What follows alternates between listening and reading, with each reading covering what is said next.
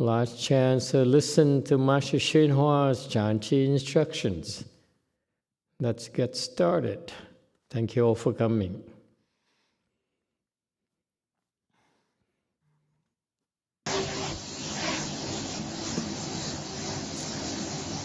刚才所谓见行是其意。 Just now, we talked about when we see a worthy person, we should think of equaling them. It's not equaling. It's in English, the expression is become the same as them. You don't equal a person.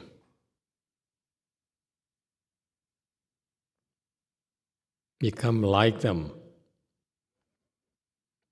Becoming like them. There you go.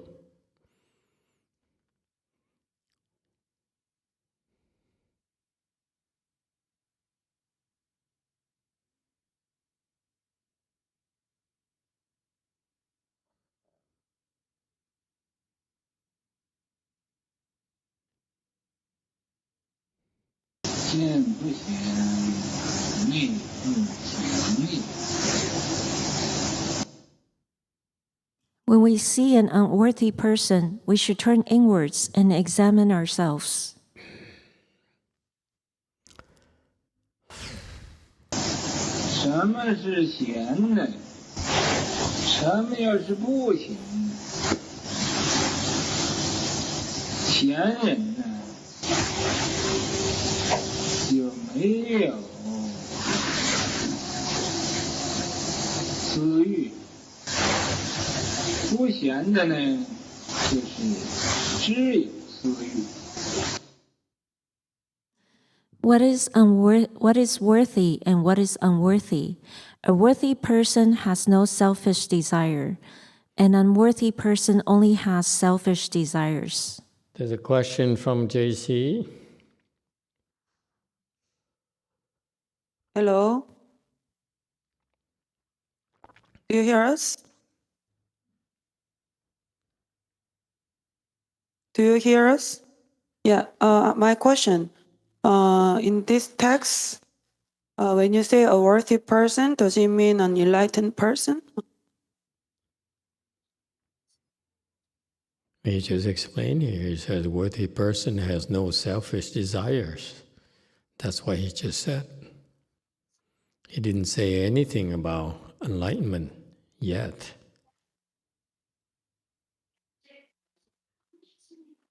Okay, let's continue and we can come back to it.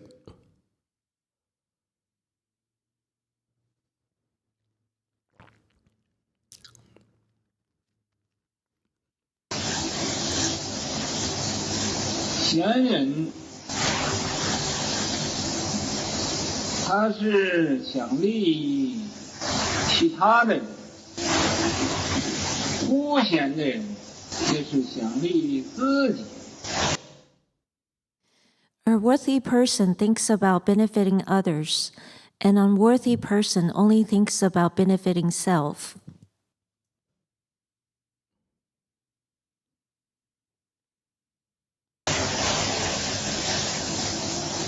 贤人就是大公无私，不贤人就是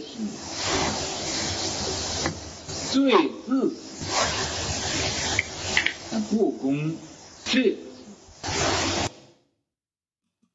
A worthy person is fair-minded and selfless. An unworthy person is the most selfish. He has no fairness, but only selfishness. Gong here means public-mindedness. It's not really fairness, is it? Or is it gongping? I believe it's public-minded, yeah. It has nothing to do with fairness. This unselfish person fails to think of the good of the public. So the translation here, I think what he means is he is not public-minded. Worthy person is public-minded, Master?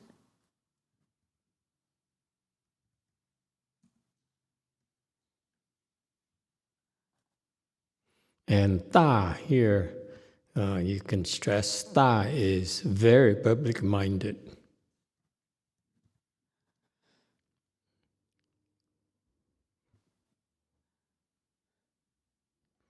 And the other one, the next sentence is, he's not public-minded.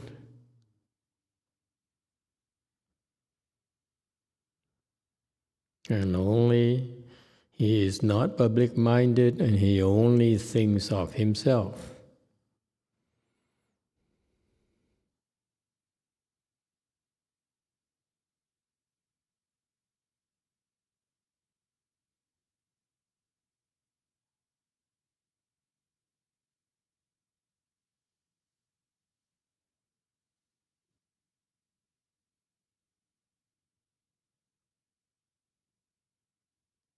Okay, thank you. 所以我们在这个地方啊，要特别的请察一下，特别的注意。咱们要是能不自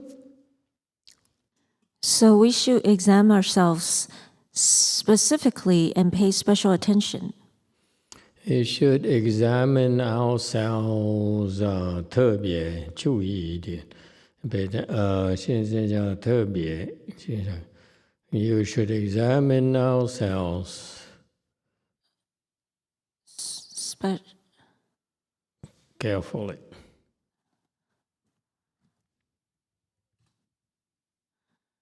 And pay special attention. And you should pay attention to this. You should pay attention to this point.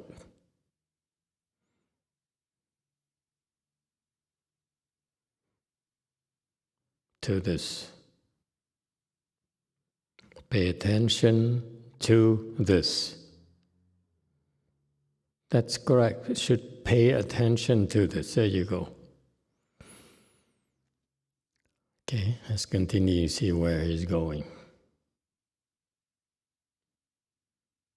自私，咱们就圣贤；咱们要是只有自私，咱们就是不是圣贤。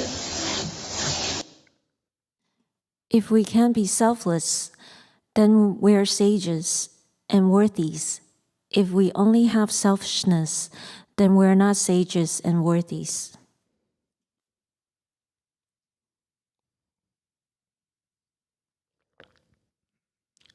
所以圣贤，那凡夫是在一念间，你这一念的转移就是圣贤，一念的不明理就是凡夫。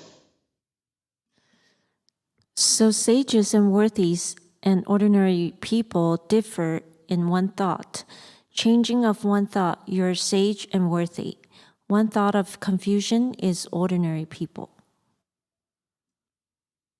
明理 is not confusion. 明理 is a thought that fails to understand the principles.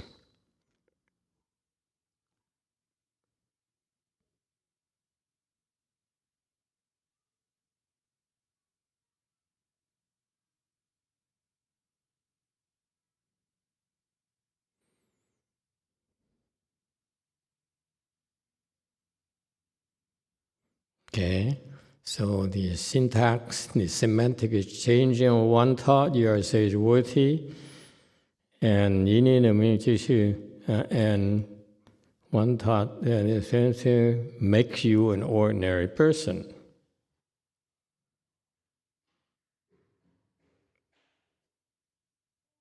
Okay, thank you.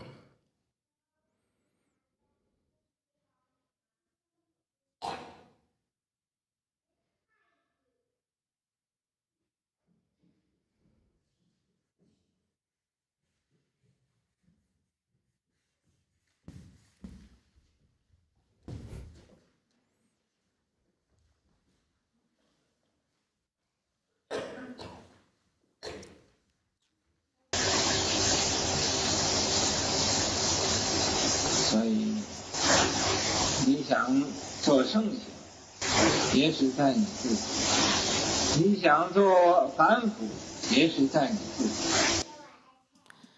So if you wish to be a sage and worthy, it is up to you. If you wish to be an ordinary person, it is up to you as well.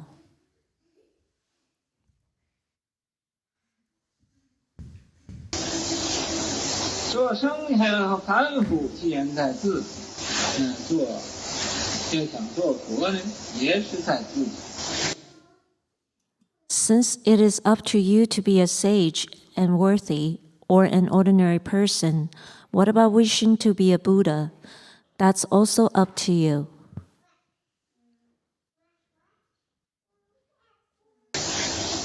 在你自己的一念心，你自己想做什么就可以做什么。那么做圣贤是容易，做凡夫也容易。 Within your mind of one thought, whatever you want to be, you can be.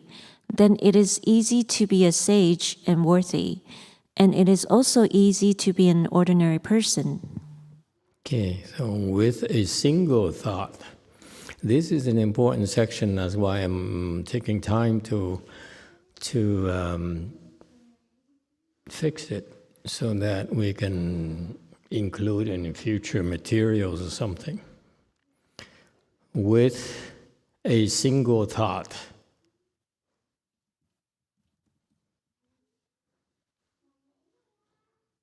you can be whatever you want to be.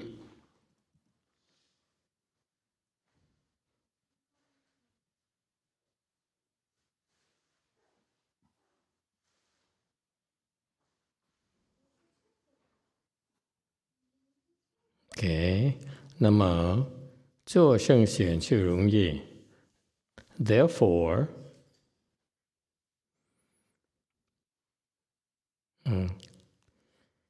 it is easy to be sage and worthy.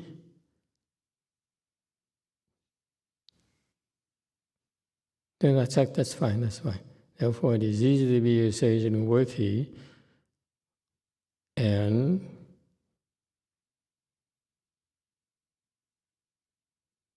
it is just as easy, to be an ordinary person. Change also to just.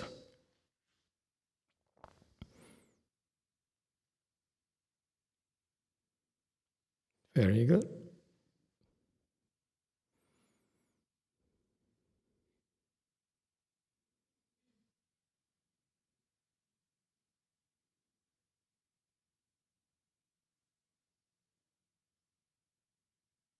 甚至于做畜生、做恶鬼、做地狱，也都很容易。你要想做了三途去，那是最容易不过。 Even animal, hungry ghosts, falling into hell are all very easy. If you want to fall into 3 evil destinies, that's the easiest.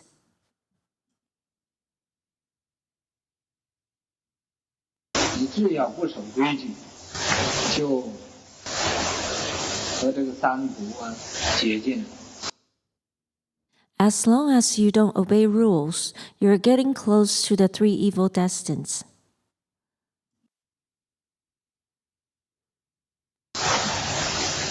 你要净做好事，这就和三善道接近。 If you keep doing good deeds, then you're getting close to the 3 good destinies.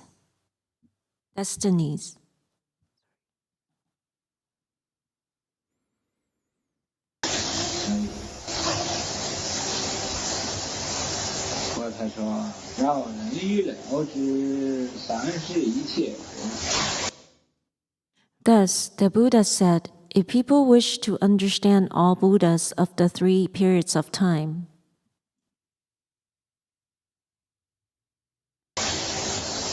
因观法法界性，一切为心造。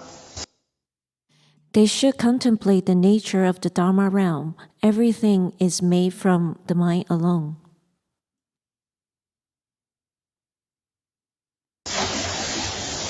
这是假设你人呐，要想明白三世诸佛怎么成的。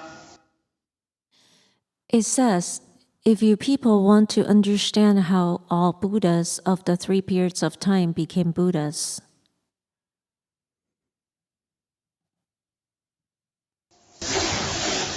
你就应该呀，观看这个十法界的这种变化的性，一切都是从每一个人自己的心力所造成的。 you should contemplate the changing nature of the 10 Dharma realm. Everything is made from everyone's mind. One's mind. From one's mind.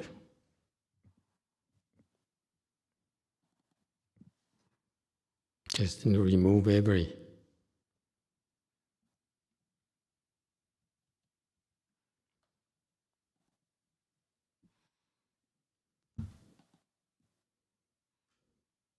Okay, that's fine. Let's go over what he just taught.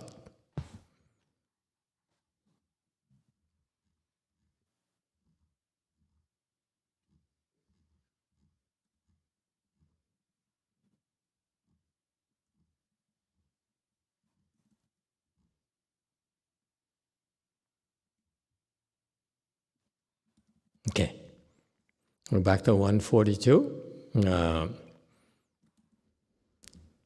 143. This is the Asian wisdom, I believe it's from Confucius. He says, when you see a worthy person, we should think of becoming like them. You should try to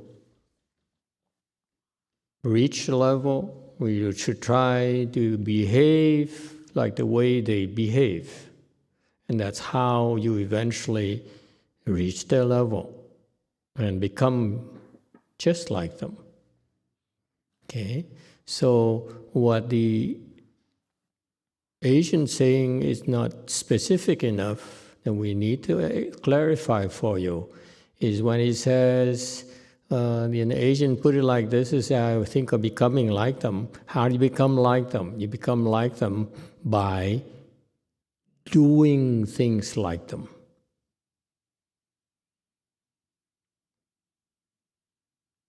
Okay, so in the West, there's something called, an expression called imitation is a good form of flattery. So that's why it's a similar kind of concept where you usually admire someone, a worthy one, then we should imitate them, do what they do, say what they say, behave the way they behave. Okay, so that's how we become them. All right, next. And when we see an unworthy person, we should turn inwards and examine ourselves. It's okay. We should. So the Chinese is more precise. 内自省. So we should examine ourselves. Okay, you can put the square bracket, turn inwards, and examine ourselves. That's what the Chinese are saying. But in English, that's good. In English, this is what is implied. Okay, So anyway, let's have a convention here. The square brackets are our additions. I mean, the thing we add to make it clearer, whereas this is what the Chinese expression really is referring to. YouTube question. Thank you, Master. We have a YouTube comment from Mary Jo. But first, I'd like to express sincere gratitude for the over 50 people we have tuning in across our English, Chinese, Korean, and Vietnamese channels. Interestingly, thank you. It reminds me that something like last year, it's like 20 people on the average. Now it's basically doubled. Interesting. Okay. Sorry. Continue, please. Thank you, Master. Yes, at times even tripled or more. Okay, I believe it's on the previous slide that Mary Jo is referring to. 143, yes. Mary Jo suggests that emulate is the right word instead of imitate. Yeah, it's much better word. So you should emulate them is better, okay? But the Chinese expression is not simply emulating, because emulating is that you do it, I monkey you. You monkey see, monkey do.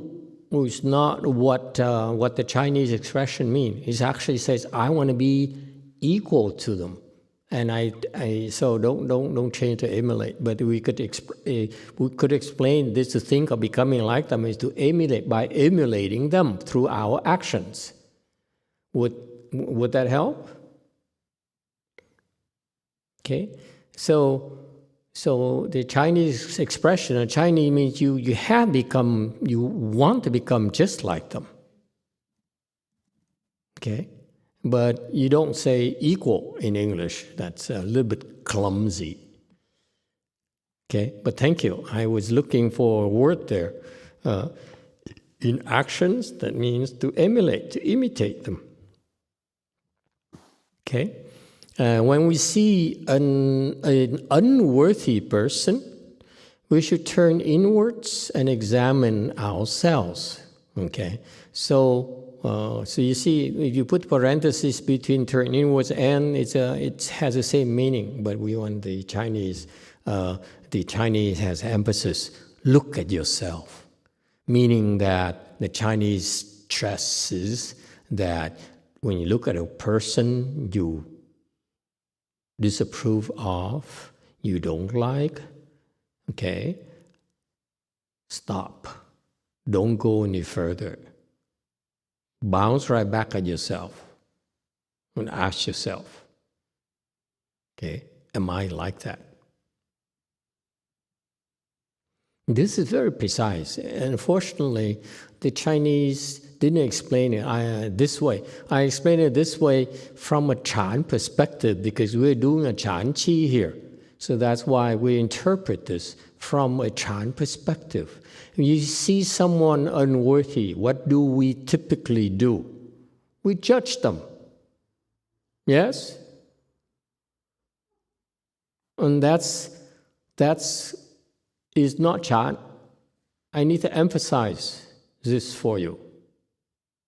Okay, it's not simply the Chinese wisdom anymore, but he uses the Chinese wisdom in order to teach you a Chan technique, a Chan process. Very important. You see someone you don't like. Anyone? Look around you. Plenty of people you don't like. Okay? And that's normal. It's everywhere. Agree or disagree. You open your eyes, you look, you take a look, you scan a 360 degrees, and you say, oof, there's so many people you don't like, especially the ones closest to you. Okay? And that's normal. It's perfectly okay not to like people. Okay? And that disapproval there, It's natural. Don't go any further. You pull your thought right back and look at yourself. Am I like that? That's Chan. That's our style of Wei Yang Chan. How's that? This is very important. This is why the Chinese keep on talking about this, but they say, but they don't. They never could translate this into action, specific actions. That's why they only talk. I know. Yeah, I'm supposed to look at myself. Are you? But your facial expression tells me you're disapproving of me already. And worse yet, you even slander me. What kind of Chan practitioners are you? You don't slander people. We don't criticize people. It's none of our business. Well, am I like that? That's all you do. What you see, and you immediately, you disapprove, thought of disapproval, immediately go back to yourself. Don't stay out there. You see, I want to emphasize this because my master disciples, I have yet to see a person who does it. I want you to be different. You can be better. They're Chinese. They're a Chinese system. They don't even understand what the Chinese means.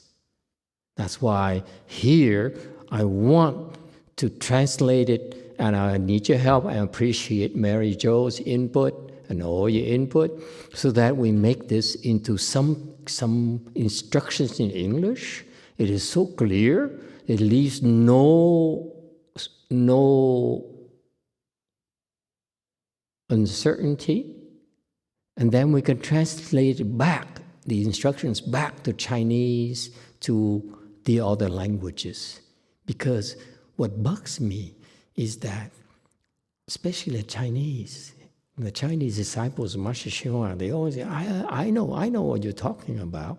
If you knew what you're talking about, why aren't you doing it? Why do you keep on slandering others? Why do you keep on judging others? Why do you keep on putting bad things about others on your websites? Is that really the Chinese Dharma? I want you to know, okay? I criticize others because I'm trying to make a teaching point. But you, my disciples, are not supposed to criticize others. You're not a teacher. I'm teaching you. Do we understand each other?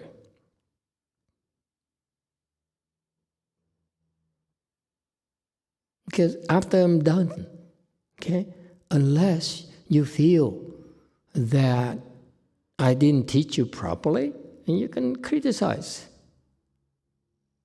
But if you don't understand, you don't think if you really don't believe you're better than me, then shut up. And look at yourself. Why aren't you better than me? That's the whole point. Yes, Wei Mao. Thank you, Master. Of course, I agree with you, but having taken the no lying precept, I have to point out that here at Way Mountain, when I look around, I don't see anybody that I don't like.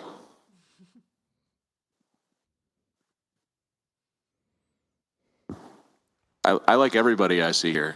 They're pretty excellent. I do. I'm speaking about myself. Yes, JC.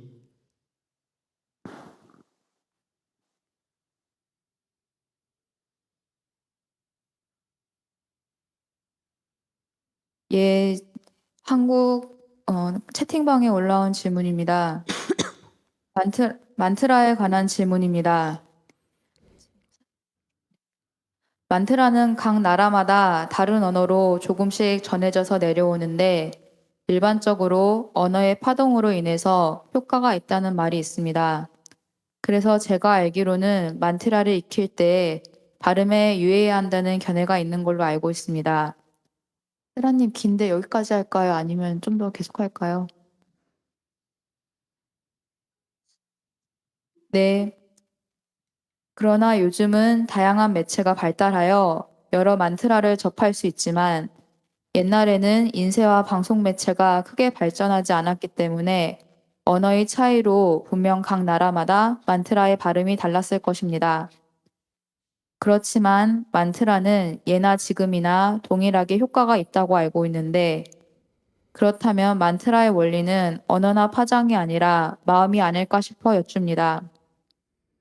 만트라를 제창하신 불보살님의 서원에 힘입어 밝아지는 것이고 효과가 나타나는 것이며 만트라에 집중하여 분별이 쉬어지니 두 가지가 서로 상응하여 밝아지는 것이지 언어나 발음이나 파동과 같은 것으로 인하여 밝아지는 것은 아니라고 해석해도 괜찮을까요? 가령 전 세계의 사람들이 각기 다른 언어... 네,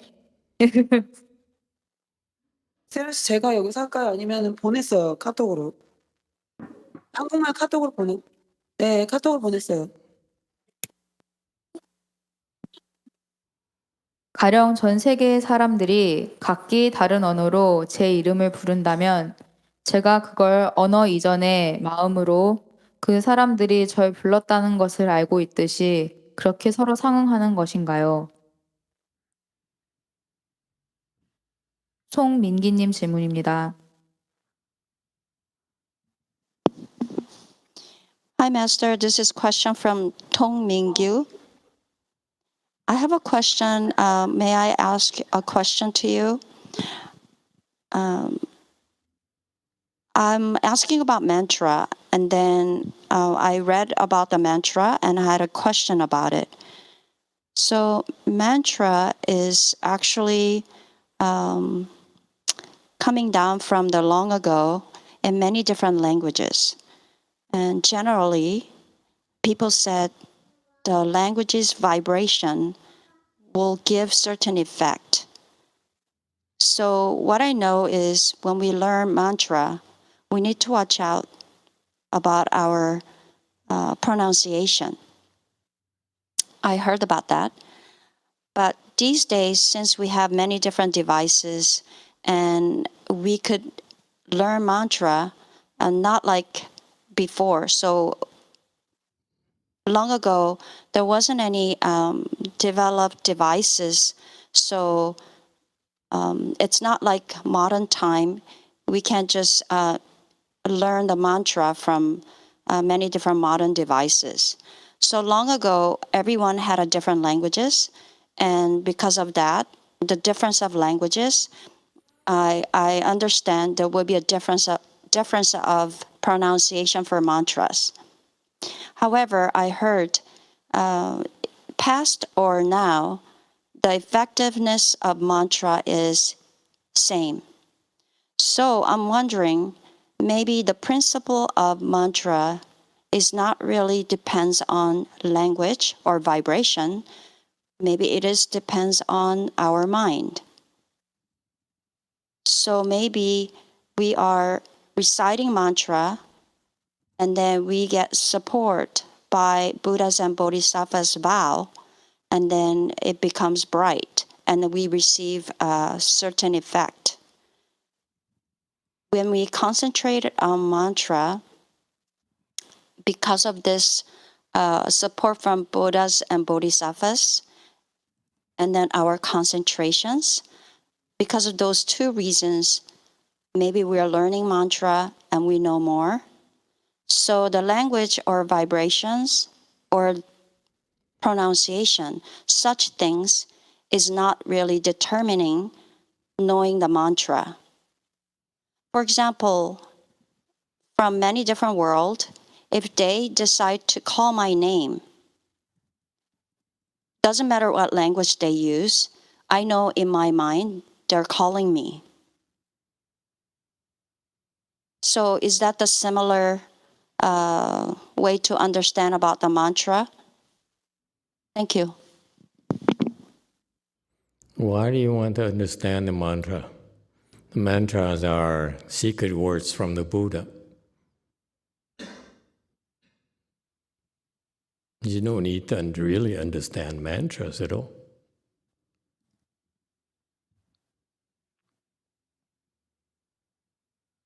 Let me ask you in return. What's the point in understanding mantras? If you learn mantras, apparently, look at the mantras you learn. Did they have any effects? Mantras are designed to create certain effects. So that's the real purpose. You recite mantras in order to get what you want.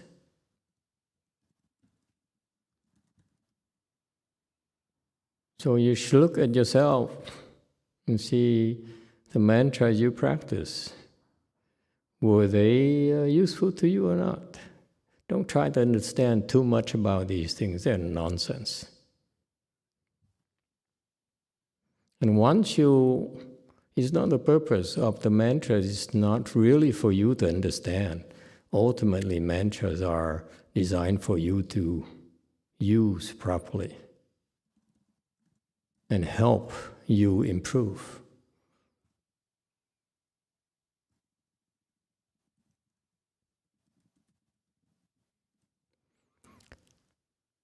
Yes, YouTube question. Thank you, Master. We have a couple of YouTube questions. Question number 1 from Han La. I'm going to adjust the English a little bit.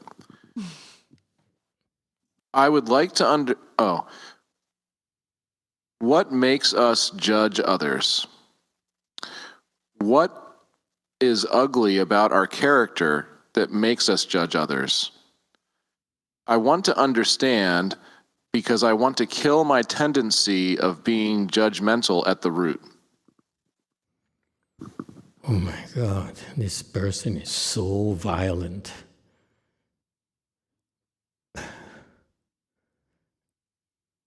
Why do you want to kill yourself? That part of yourself is very useful. Don't kill yourself. Don't harm yourself. That's not Buddhist.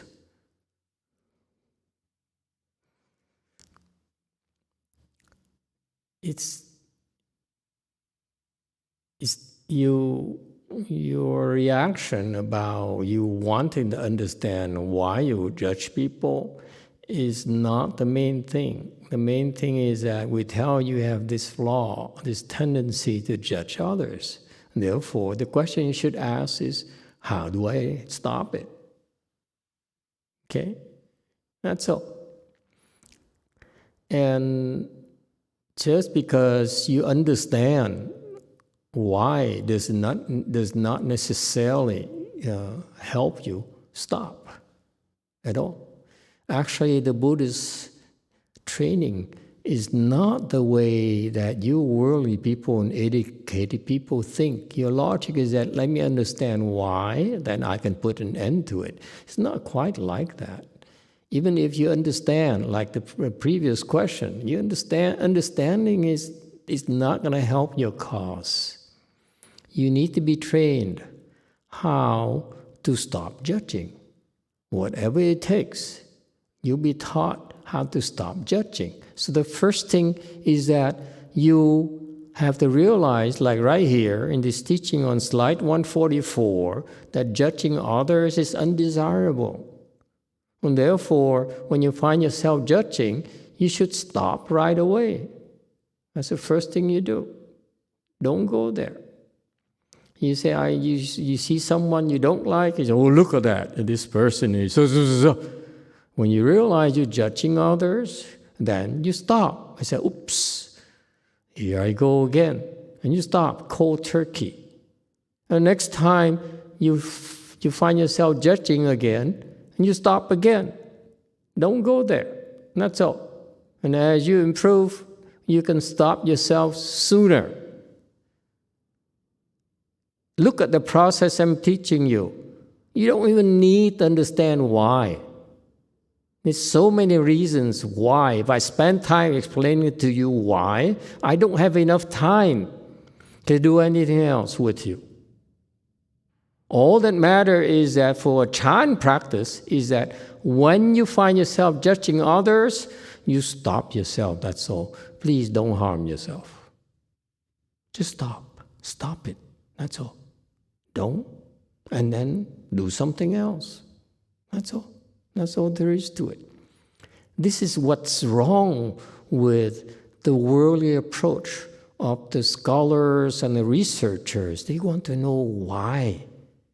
We are teaching you how to cut it out. Once you cut it out, the process, then you understand why.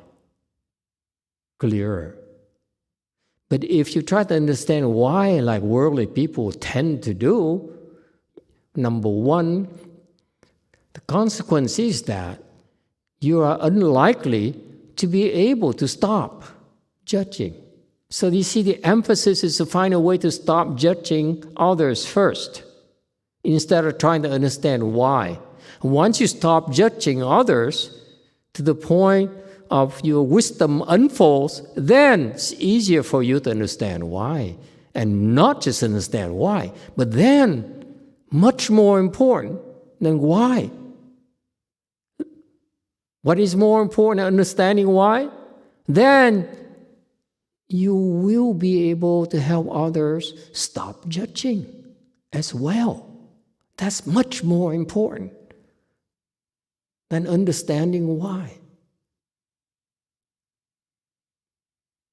Does it make sense or not? Am I being too detailed? So that's why I will indulge with you folks on helping you understand why every now and then. But my main emphasis is to teach you to stop it. That's all. You have to learn to stop doing, committing offenses, making mistakes. That's when it's much easier for you to really understand why.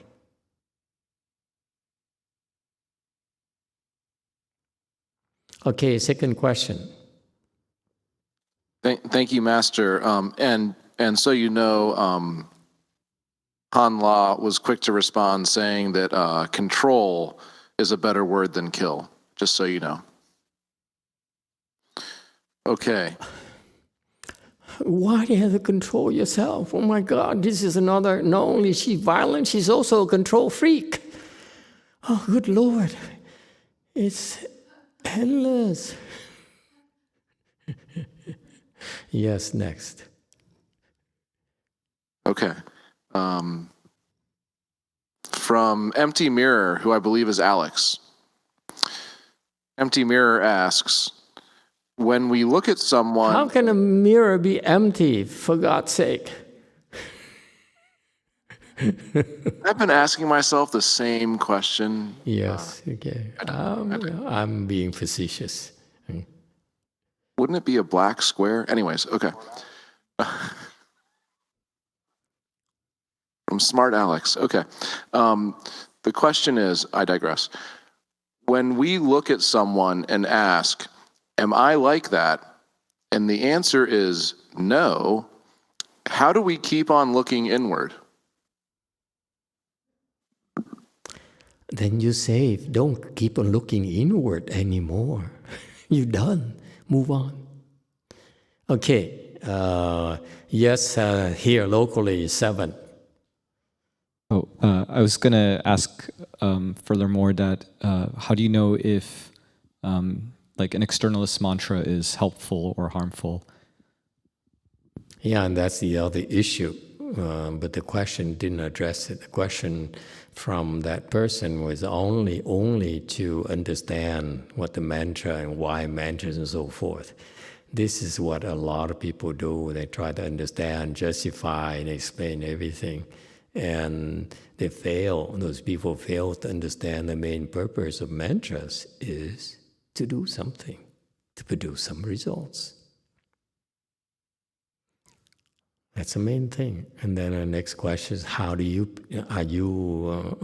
producing results? You're not producing results, then maybe you're not doing it right. Okay? And then the obvious next question is, what results are you producing? Okay, be careful, because not all mentors are producing the kind of results you want. You see, that's how it goes. That's the main thing. It's just like you take a knife and you start, cutting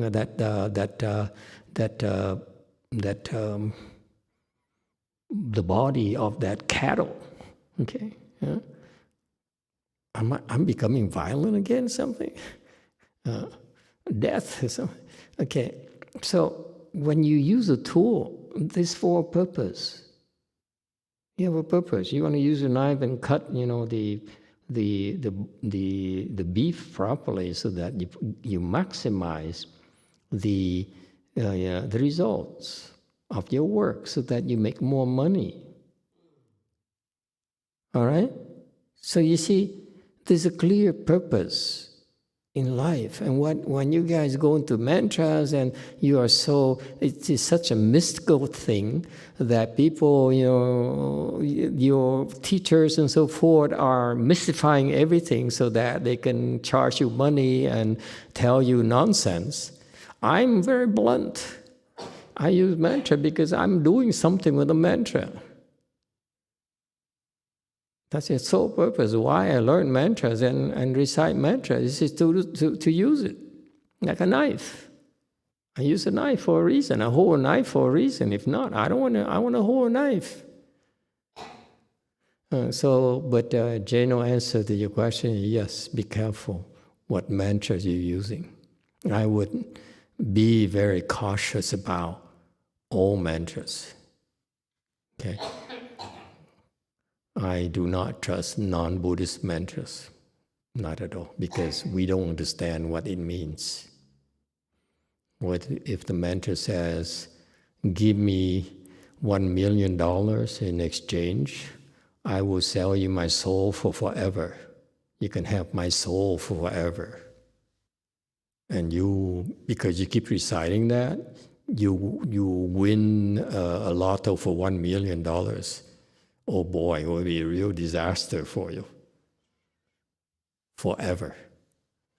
Okay? So that's why, be careful, folks. My advice to you is be careful. This is why in the Chinese Buddhism, they terminated the secret school because it's so severely abused.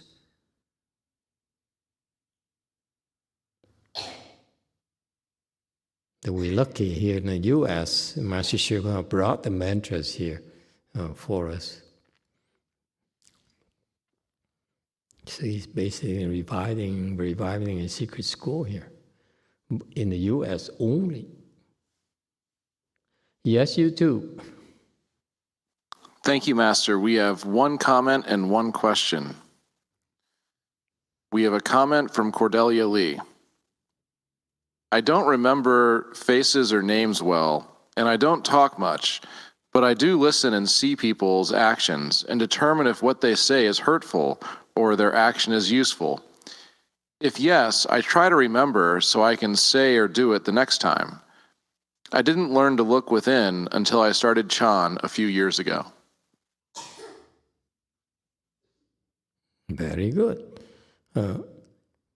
What the Chan training here, what we're stressing in our practice, in our American Wei-Yang practice, and this came from my teacher, my Chinese teacher, I'm simply putting more emphasis for you because I saw how my peers, my generation, it came from his Chinese training, failed to do that.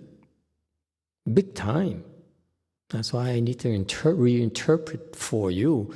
This is such a important task for us to really take this Chinese teaching here, taught by a Chinese man, Chinese monk, to our people here, And there's clearly there's a gap because I see the results of my generation, my second generation.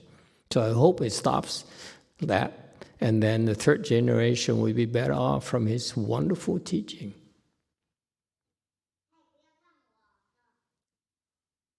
Okay? So that's why the teaching originally in a Weiyang style of training is that we urge you to stop trying to understand so much. Why not? I've met too many people who came to my temple telling me they understand my Dharma, they like my Dharma, they understand it. And I look at them and say, no, you don't understand my Dharma. I don't dare say that to them in their face.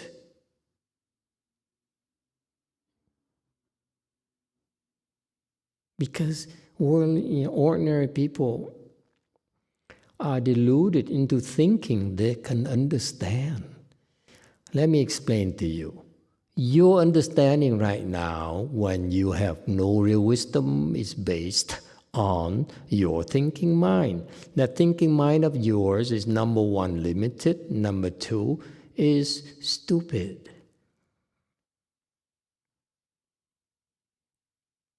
So whatever you understand is not that important because eventually the Chan practice here will get rid of that thinking mind of yours. And that's how your wisdom will unfold. So why do you keep on starting out with, like the scholars, like the educated people? In Buddhism, a lot of people are uneducated, like the sixth patriarch, like Master YongHua, is very, very limited education. That goes to prove to you that understanding is not that important. It's wisdom. So it's not that important for you to understand so much. You need to understand enough to do it so that your wisdom unfolds and you can get rid of your thinking mind, your discriminating mind. That's the problem you're trying to solve. So, you see, that's why, look at Master YongHua's teaching. He's never said, I'm going to teach you how to know everything in the world. He simply says, what does he say? He says, I will teach you enough so that you can stop thinking so much. How do you stop thinking so much? By looking at your own faults.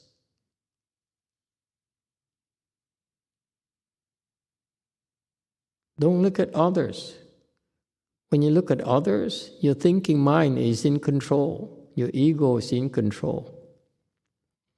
If you look at yourself, which is the hardest thing for you to do, is to look at yourself. That's how you begin to see your ego, and how ugly it is. Your ego.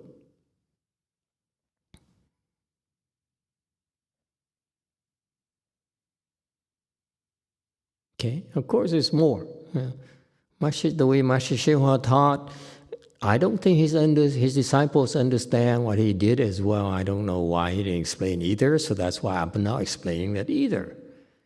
That's why after he's done, after he's gone, the Chan training he did to them no longer works for the third generation. Whereas your generation is working here. That's why I call American Weiyang, because I'm doing the same thing he did, that he did not explain to his disciples. That's why I'm not explaining to you either. I will explain it by the time I'm done to the qualified teachers. Yes, Wei Mountain.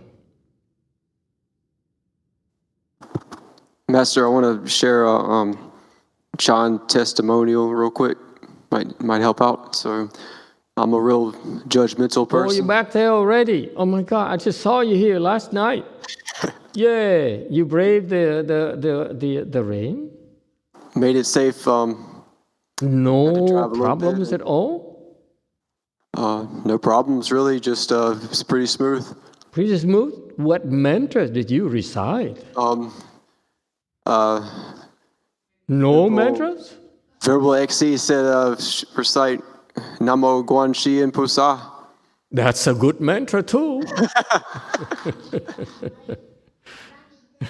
All right, I'm glad you made it back safely.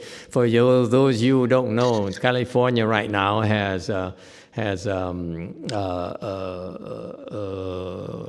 weather, very, very bad weather. The god of bad weather is lost his temper. So it's pouring rain and flood and so forth. Anyway, yes, go ahead, ask your question. Okay, it's just some life experience real quick. So I'm real judgmental, and one day I didn't get to really sit, and I saw somebody I know, and I said, "This guy is so lazy. I don't like that." And then the next day I sat much longer, and then I didn't care, and it didn't bother me. So it's a work in progress. Very good. You see, that's what happens. It will be clearer when we continue with his teaching here. It's very important. What he's teaching here is very, very important. And that's right. You learn, you practice Chan so that you can gauge yourself how much your wisdom is unfolding, how much you're improving by the fact that you stop making mistakes. Don't be like the other people who says, I'm enlightened, I'm the teacher, my teacher is the best, we are the best. And what do? They create offenses. It's so stupid. You really are good. If you have wisdom, you don't create offenses. You don't criticize others. You don't slander others. You don't badmouth others. It's a very grave offense to criticize others, to slander others. And they're finding out. Yes, you too. Thank you, Master. We have a couple of more YouTube questions coming in. But for everyone listening at home and for you up at DTT, when you mentioned that the bad weather god is angry, literally a moment later, we had our first big thunderclap here at Way Mountain Temple. At Way Mountain Temple? Like the second you mentioned, he's upset. Yeah, scale we. Yeah, it's raining in Way Mountain right now, pretty heavy rain. Yes. So I would like to express my sincere gratitude for the roof, Master. Yeah, I spent $140,000 on it with money I don't have. And, I should have let kept a hole in the roof and then do fundraising. Now it's too late. Also, thank you to you and the Sangha for whatever you may or may not have mentioned, because the bad weather held off until everyone was here safe and sound to listen to lecture. So I think they're all listening. Wow, but it is still, the next half hour will be so telling. If it continues, then your family is going to blame us for your misfortune, your car accident or whatever. So, bad weather God, please cooperate. Don't make me look bad. Please spare our people, huh? Anyway, you guys should know, recite Medicine Master Buddha's name, okay?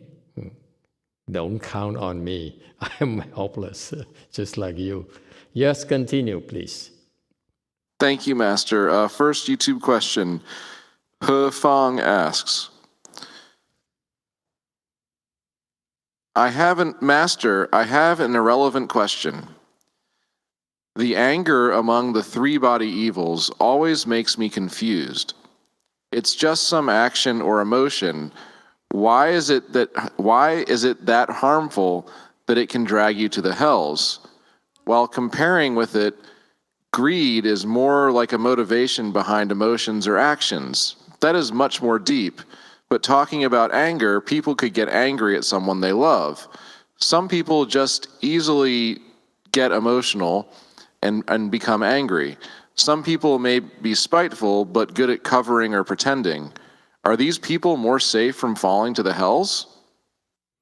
It's none of our business. All we need to worry about is we don't fall into our hells. The first thing you worry about, Fang, is for you not to fall into the hells. Then you have a chance to end your greed, anger, and stupidity. You fall into the hells, you have to wait until you get out, which might take quite a while. You see? So it doesn't matter. Whatever they do to fall into the hells, I'm sorry, I feel bad for them, but it's none of my business. My interest is I'm trying to prevent you from falling into the hells so that you have a chance to become enlightened. That's the main thing. Okay? We're not responsible for their actions. You are responsible for your own actions. That's what we're teaching. Okay? And whether which one is worse, greed is worse, or anger is worse, you don't know what you're asking. Actually, they're all pretty bad. And they're all equally catastrophic. At some times, excessive greed is more harmful than anger. For example, anger may be directed at one person or a group of persons, but look at the greed from the Wall Street, the greed from the politicians. It really ruins countries, okay? Ruins the world. See, so don't worry about it. It's beyond us. Let's be humble and worry about ourselves first. Okay? Then, if you stop being, you get rid of your three poisons, you have some wisdom, develop some skills, then you can help others deal with the greed, anger, stupidity. That's what it's about. It takes one person at a time. We cannot blame others. We cannot blame the politicians for being greedy, for being angry, and so forth. It's none of our business. There's not a whole lot we can do. Buddhism is about what we can do to influence others from refraining from creating offenses so that they don't fall. As long as you don't fall, you have a chance of improving and becoming enlightened. You fall into the three lower realms of the hells, the hungry ghosts, and the animals. You will be stuck for a long time, and it will be a lot more suffering, way a lot more than what you're experiencing right now. You think your life is hard right now. Suffering is unbearable right now. You ain't seen nothing yet until you go to the hells. I just know this particular person I know very well. She's suffering in the hells. You will not imagine the kind of pain and suffering. Why?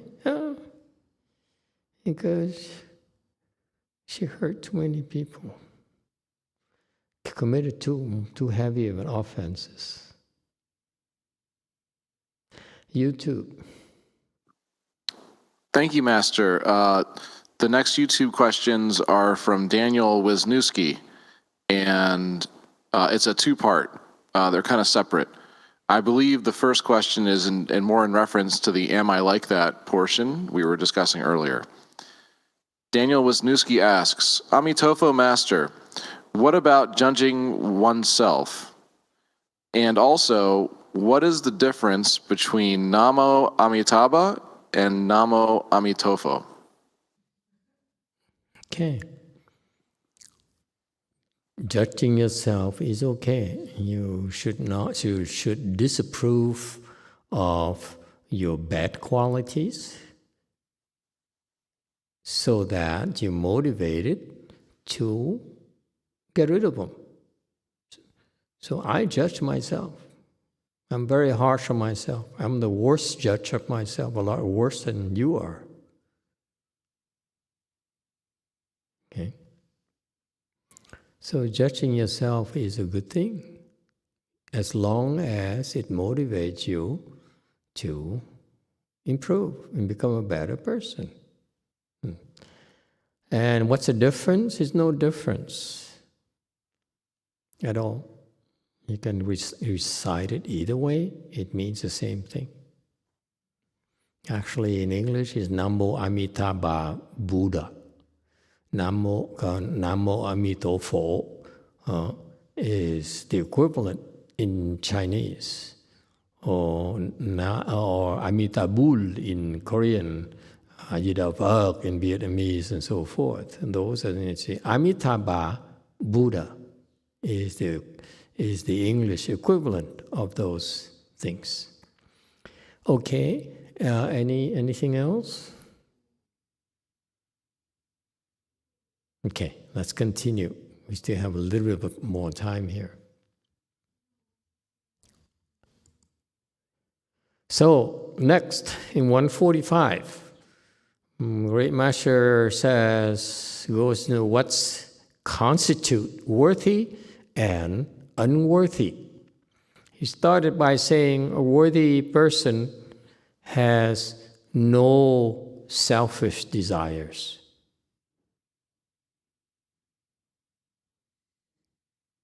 Okay?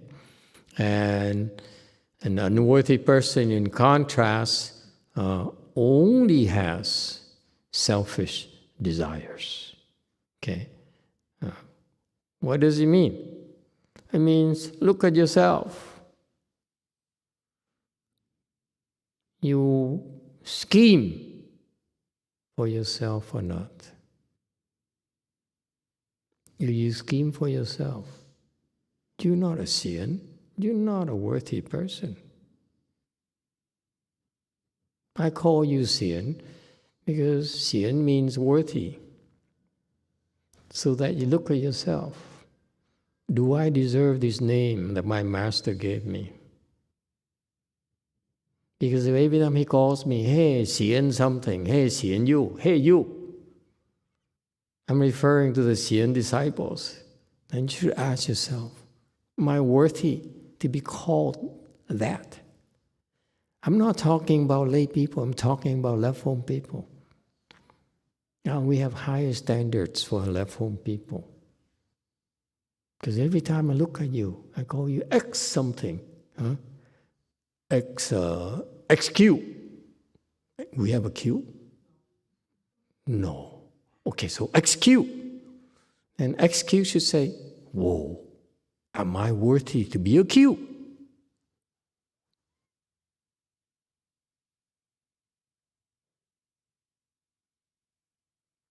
Okay? As long as you scheme for yourself, like Master Hsuan puts it here, then you're not an X. You're not a Xian. You're not a worthy person. In our world, okay, this is a constant thing. The name sticks with you until you quit, until you leave, until you die. And that Xian label there is going to go with you to the Pure Land. Yeah, Amitabha Buddha looks at you and say, you, that's those Xian. Come here. Do we have a section for Xian people only? Okay? So, don't think too much. I want to simplify for you. If you're not even a Xian person, you can even better a Xian person. Why do you have to think that only it applies to Xian people? Because you, as lay people, based on this teaching, you look at the Xian and say, can I beat that? Can I be better?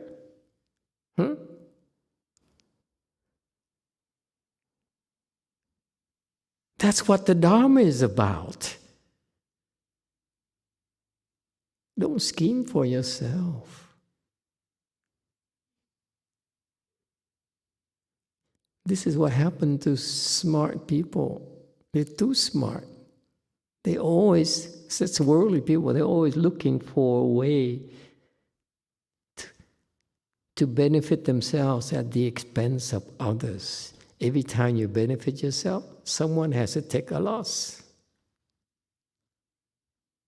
And you don't care, and that's the worst part. You don't care. You know?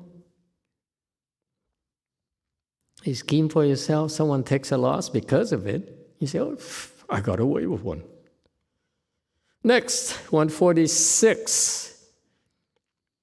A worthy person thinks of benefiting others. An unworthy person only thinks of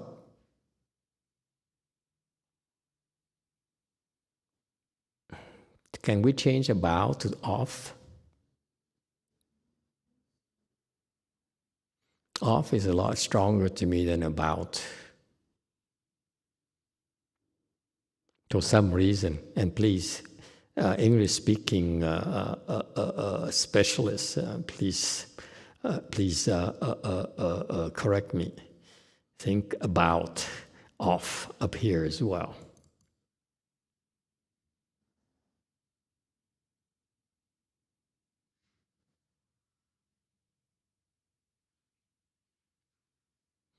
Let me explain to you why I feel off is stronger. About is there is a goal. Okay? Off to me is always everything. I don't know you agree or not.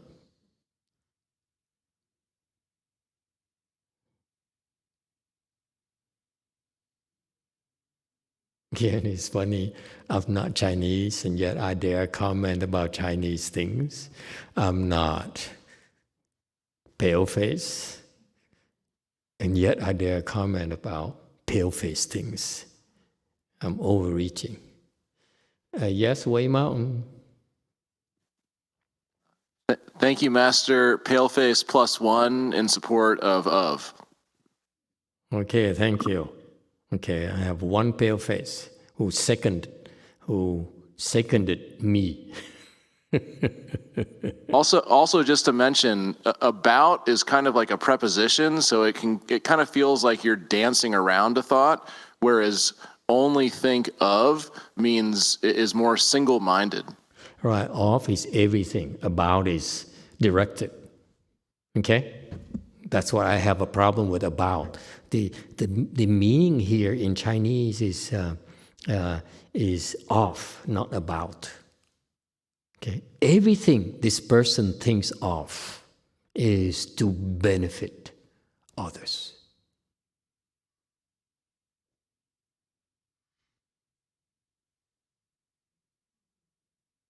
Whereas an unworthy person only thinks of personal gains. What's in it for me? Okay? Because they're so afraid to take losses. They cannot stand taking losses.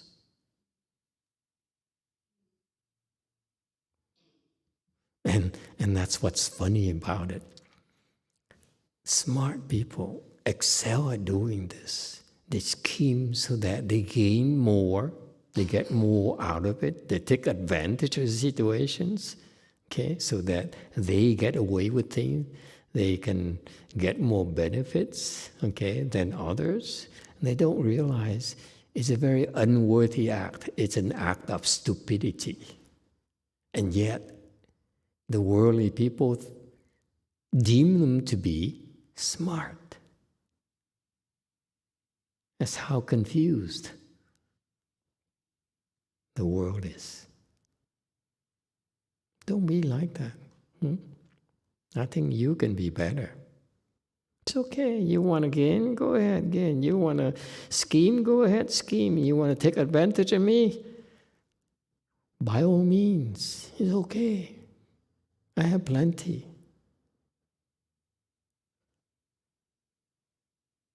I have so much, I don't need to take advantage of you. I don't need to steal from you. I don't need to pull you down so that I'm more famous. I don't need to judge you so that people like me more. It's always scheming for yourselves. It's a rather unworthy thing. Okay? Yes, Wei Mountain. And I was going to say, Master, I don't speak Chinese, but only think of felt very appropriate if that's a proper translation. I didn't see only written. Yeah, well, only is emphasis. You're right. Yeah. It's no only in Chinese. We added only in English for emphasis to make it very clear.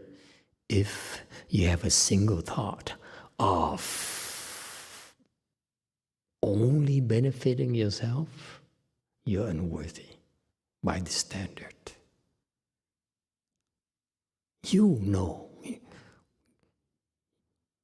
yourself. That's enough. That's what it's teaching us about. I don't need to tell people about you. You don't need to tell other people about me. That's irrelevant. The teaching is that, look at yourself. If I only think of scheming for myself, then I'm an unworthy person. That's all. It's that simple. Beautiful. This is brutal. There's no compromise here, folks. It's so beautiful. There's no excuses. You cannot make excuses. I didn't mean it. Oops. Next, 147. A worthy person is very public-minded and selfless. An unworthy person is the most selfish.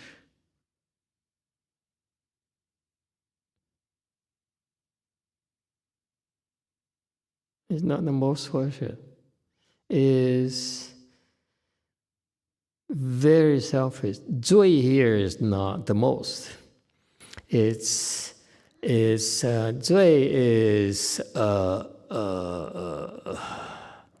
not the most, but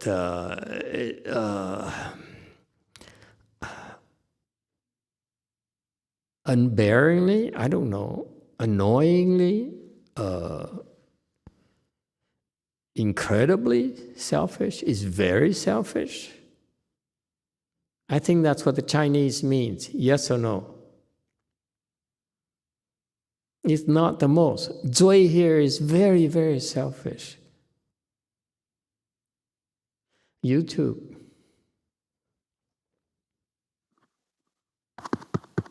Thank you, Master. We have a YouTube question from Cordelia Lee. Master, thinking of others and doing things for others, but sometimes I might overdo it, and it looked like I baby them or impose my thing on them. Is there a middle way? Yes, back off then. The middle way, my dear, is a moving target.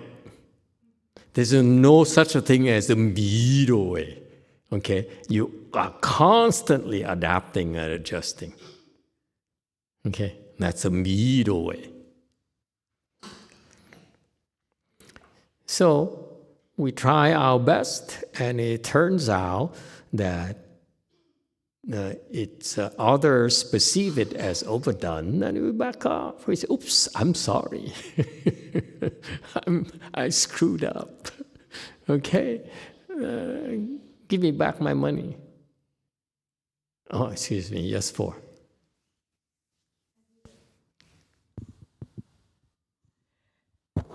A Di Đà Phật, thưa Thầy, I remember you teaching that don't ask, don't tell. So in family, if you know that person that make a mistake, should we tell them or just shut your mouth until when they ask?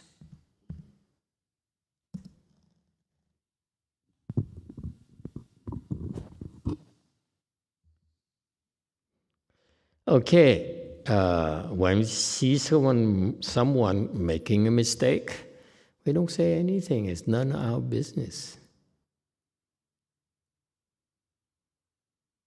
If they ask, then it's a different story. Okay? We only look at ourselves.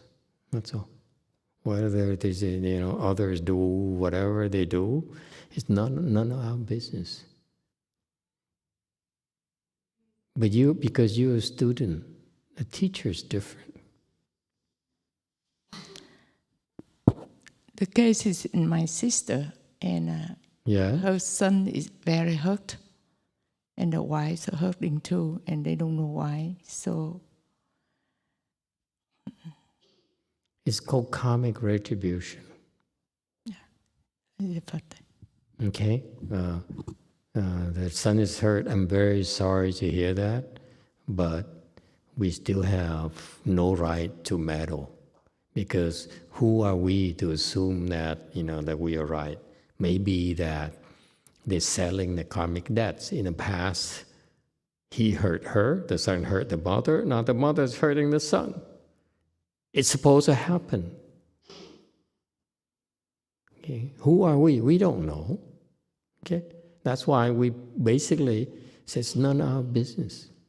But then if the mother says, my son seems miserable, seems depressed, what did I do wrong? And now it's different. Because she's asking for help. That's different. But we don't meddle. None of our business. Okay? Be careful. We don't know what really happened. The reason for the dynamics between people, we really don't know. It's not that important. Okay? Wei Mao. Master, the English word public-minded, what does it mean in Vietnamese? I couldn't translate the word. Public-minded is I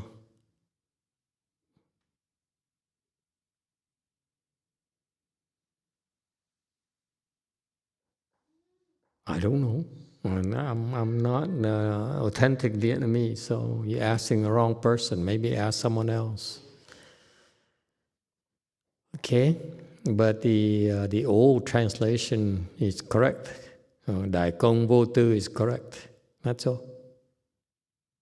And we don't know how to use the regular Vietnamese language. We just have to leave it at that. That's all we have today. Sorry, that's all we have to offer. Comment from JC. There's a comment from JC. Hello, Master.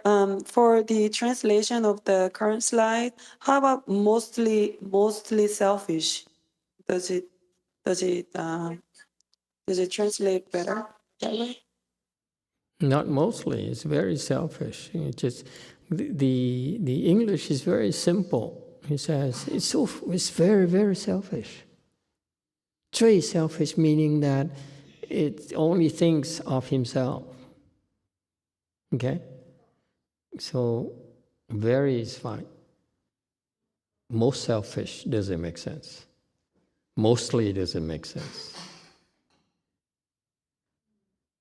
You too. Thank you, Master. Two YouTube comments. Both Jesus and Jane Clymer agree that altruistic or altruist may be a better translation than public-minded.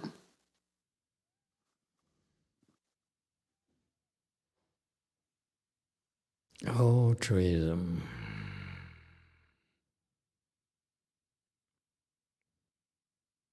Give me a definition of altruism.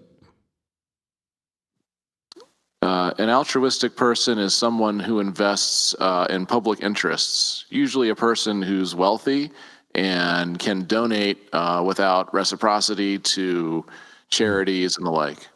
No.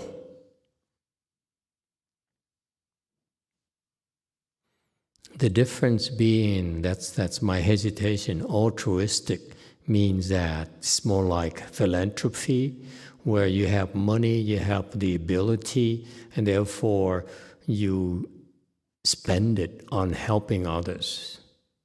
Altruism, philanthropy. However, public mind is different. Okay?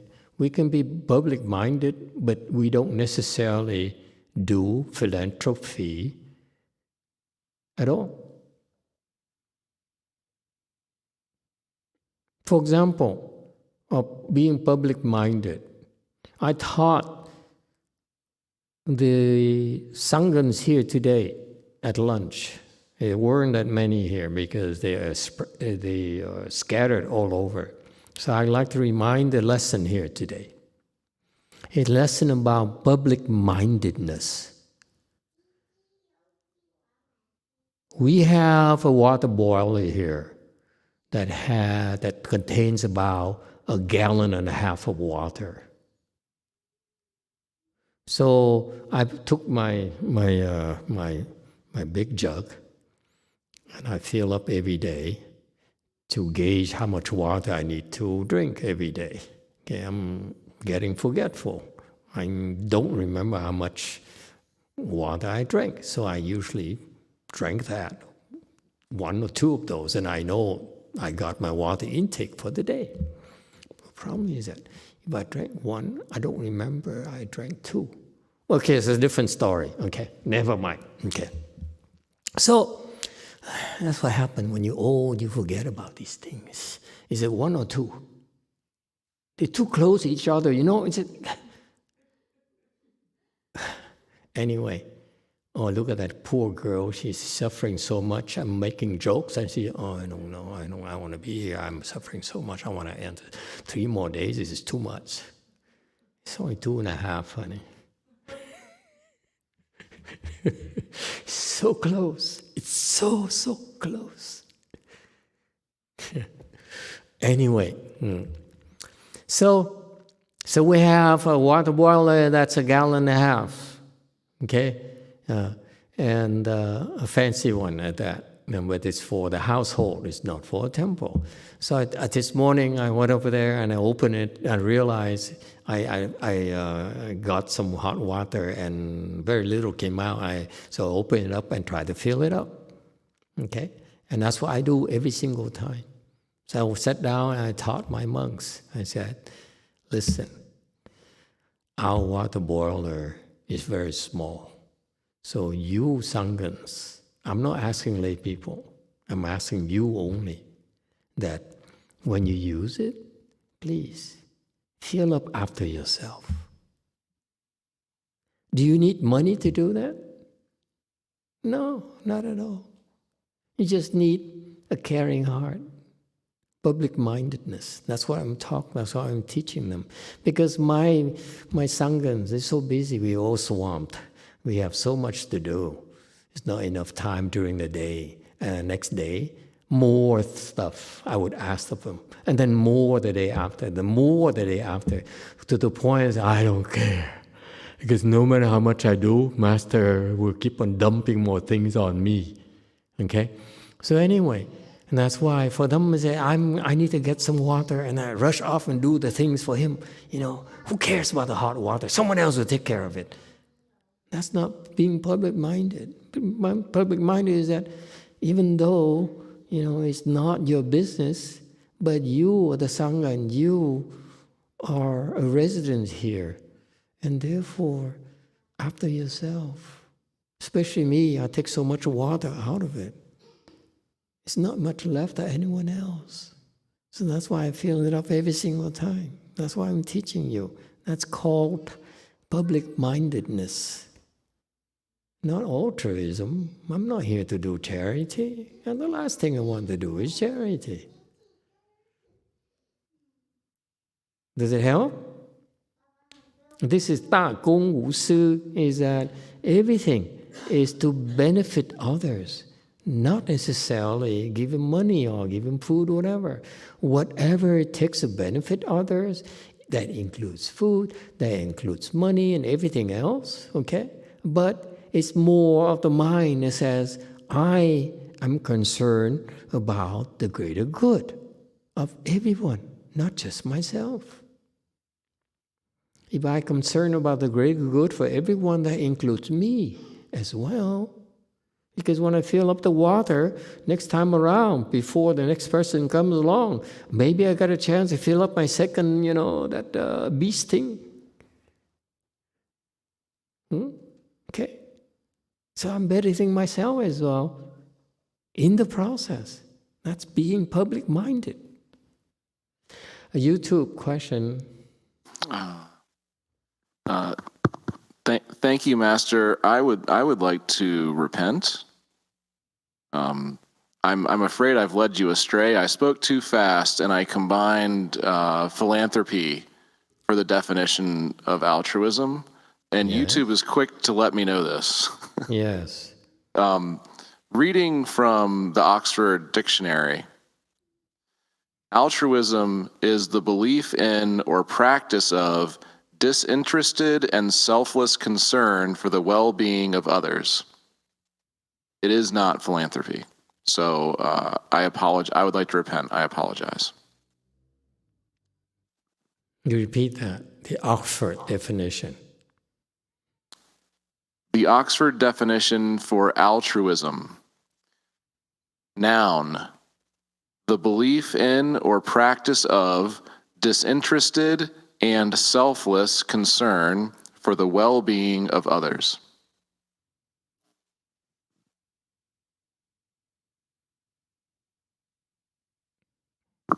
No reciprocity. There's something missing, but I cannot put a finger on that definition.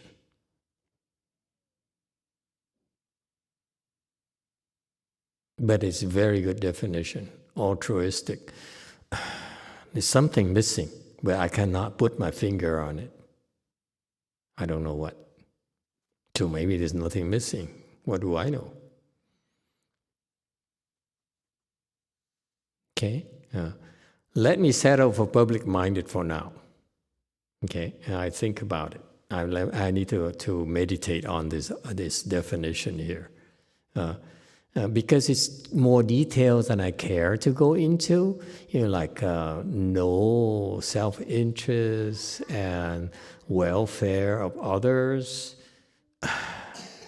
It's not necessarily welfare of others. It's just, we don't need to benefit others. It's just not just, for example, just to be considerate, just to be courteous. It's not necessarily for their welfare. It's for their benefit. We just want to think of others. That's all. Whether it benefits them or not, whatever, is not that important. You always have others in the back of our mind. How does it affect others? So my filling of water really is not about benefiting them. It's just like being courteous. I don't see as benefiting. My goodness, you don't need me to benefit you with water. You're not that desperate. And if the boiler runs out of water, big deal. Just use a microwave. Use a burner. It's not a big deal.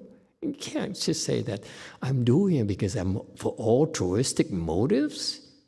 Oh, it's nothing altruistic. I would not even try to benefit others. I just say, I just thought about the next person who didn't come around and said, oh, I need some water. Oh, it's no more water.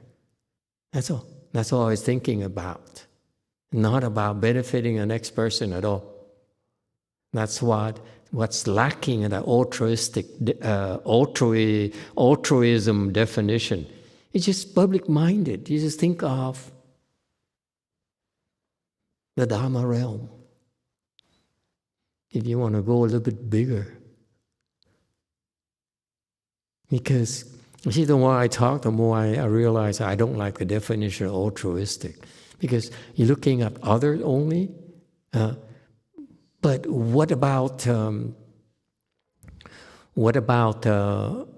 others that you don't know about?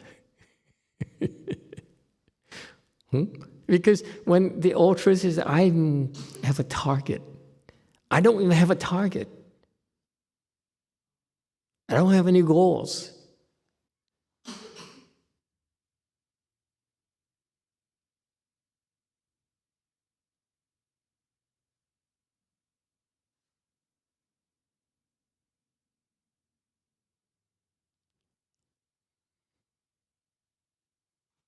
No, I stick with public-minded, but thank you. JMT.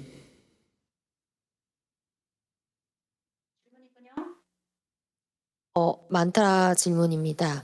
시간 낭비하지 말고 나에게 맞는 만트라를 하라고 하셨는데, 제가 보산사에서 하는 어떤 특정 만트라가 유독 집중도 안 되고 하기 싫은데, 그게 저한테 맞지 않는 만트라라고 봐야 할까요?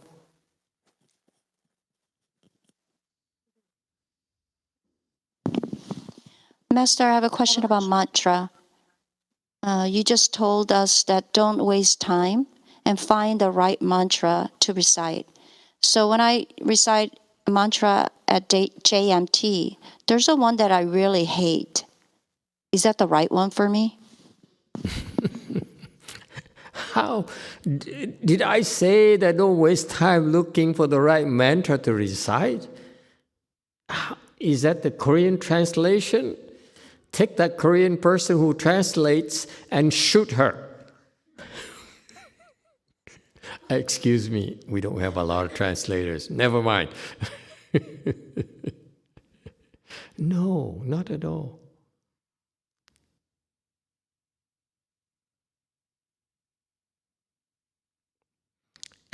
For you personally, just recite the mantras that we recite.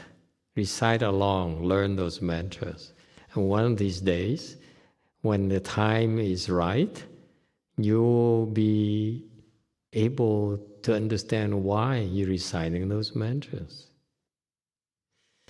Until you have enough kung fu, enough power, until you have enough wisdom, then they will appreciate why we're reciting these mantras that we teach our people, that the bodhisattvas practice and so forth. Okay? Don't try to understand too much. Mantras are not meant for you to like or dislike. It's meant for you to recite for now. That's all. You don't have to like and dislike so much. Yes, continue. 그러니까 얘기해야 되겠다.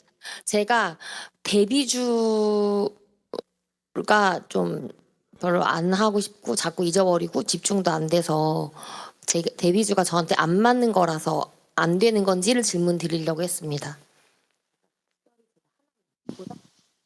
It's about great compassion mantra. Master, I don't know, but I don't want to do it. I don't want to recite great compassion mantra. It's hard to concentrate and I can forget too. So that's why the question was, is this mantra right for me? That was my original question. 않거든요. 다른 만트라는 괜찮은데 이제 데뷔주만 하기 싫고 집중도 안 돼서 그게 맞는 건지 안 맞는 건지를 질문 드렸던 거예요. For So you, my original intention to ask this question is about great compassion mantra. All other mantras are okay, but with the great compassion mantra, I can't concentrate and I have a problem with it. So that's why I was asking, is this mantra right for me or not? Thank you. Yes, it is right for you. You can't concentrate because of your lack of compassion. The mantra is a mantra of compassion. So you don't like it because the natures don't mix like water and oil. That's why you say, oh, this is compassion. I'm not compassionate. I'm not going to recite it. You want to continue to be discompassionate? Lacking in compassion? If you continue like this, dear, you will never become enlightened. You never become worthy.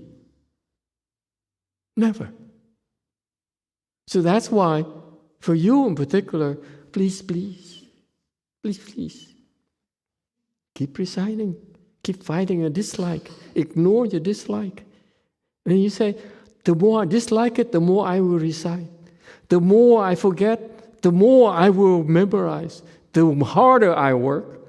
Okay? And you keep on fighting like that, someday your compassion will finally arrive.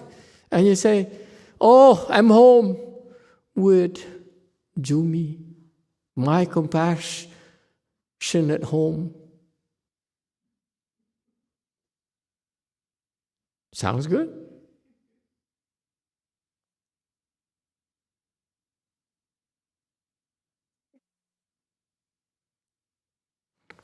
Thank you, everyone. We stay here. We stop here tonight. Time is up.